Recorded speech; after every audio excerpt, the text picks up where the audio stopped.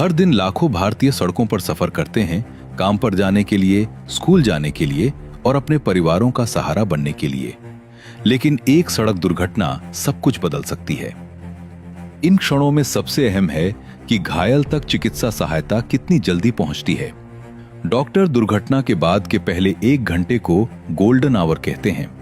इस 1 घंटे के भीतर समय पर इलाज जीवन बचा सकता है। फिर भी कई परिवारों को देरी का सामना करना पड़ता है। पैसे की व्यवस्था करना और प्रक्रियाओं को समझना। पैसों की कमी के कारण इलाज में देरी या इलाज के इनकार से किसी की जान नहीं जानी चाहिए।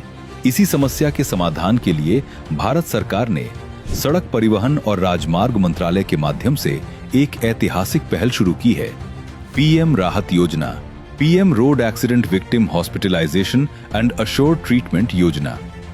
ये स्पष्ट रूप से प्रधानमंत्री श्री नरेंद्र मोदी जी की दूरदृष्टि की पहल को दर्शाता है। ये योजना माननीय प्रधानमंत्री जी की सेवाभावी और कार्यशील नेतृत्व शैली का प्रतीक है, जो देशवासियों के लिए एक बड़ी राहत बनकर उभरती है और असंख्य लोगों को नया जीवन दान देने का संकल्प लेकर आगे बढ़ती है। इस योजना का उद्देश्य सड़क दुर्घटनाओं में होने वाली जनहानि को कम करना है।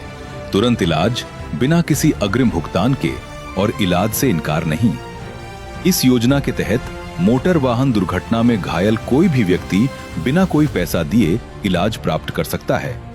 इस योजना में 7 दिनों तक 1.5 लाख रुपए तक का इलाज कवर किया जाता है। ये योजना सभी सड़क उपयोगकर्ताओं को कवर करती है, पैदल यात्री, वाहन चालक और सवार, जो किसी भी श्रेणी की सड़क पर मोटर वाहन दुर्घटना में शामिल होते हैं।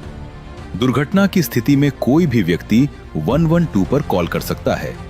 पीड़ित को निकटतम नामित अस्पताल या आयुष्मान भारत योजना के अंतर्गत सूचीबद्ध किसी भी अस्पताल तक पहुंचने में मार्गदर्शन दिया जाता है और आवश्यकता होने पर एम्बुलेंस भेजी जाती है।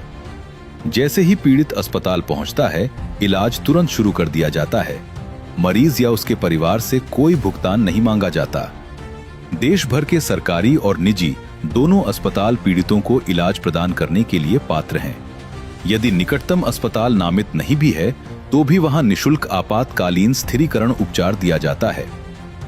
जब डॉक्टर जीवन बचाने पर ध्यान केंद्रित करते हैं, तब डिजिटल प्रणालियां पृष्ठभूमि में शांतिपूर्वक काम करती रहती हैं।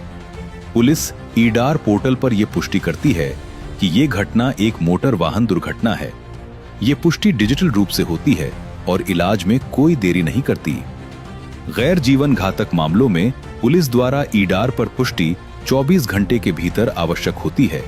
जीवन घातक मामलों में ये समय सीमा 48 घंटे तक होती है।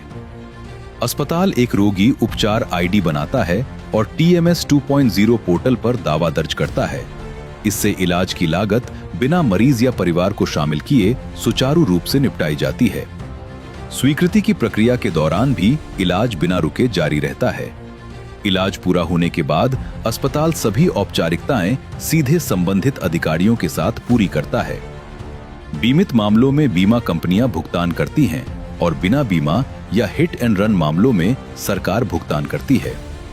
नागरिकों की सहायता के लिए प्रत्येक जिले में एक शिकायत निवारण अधिकारी नियुक्त होता है, जो जिला सड़क सुरक्षा समिति का हिस्सा होता है।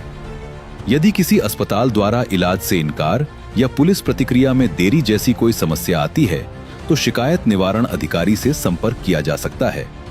यदि शिकायत निवारण अधिकारी द्वारा समस्या का संतोषजनक समाधान न हो, तो नागरिक जिला कलेक्टर से भी संपर्क कर सकते हैं। जो भी व्यक्ति सड़क दुर्घटना पीड़ित की सहायता करता है, वो राहवीर होता है। कानून के तहत गुड समैरिटन तथा राहवीरों को राहवीर योजना के अंतर्गत पूर्ण सुरक्षा दी गई है। न कोई कानूनी परेशानी, न कोई उत्पीड़न। पीएम राहत योजना ये सुनिश्चित करती है कि पैसों की कमी के कारण किसी को भी इलाज से वंचित न किया जाए।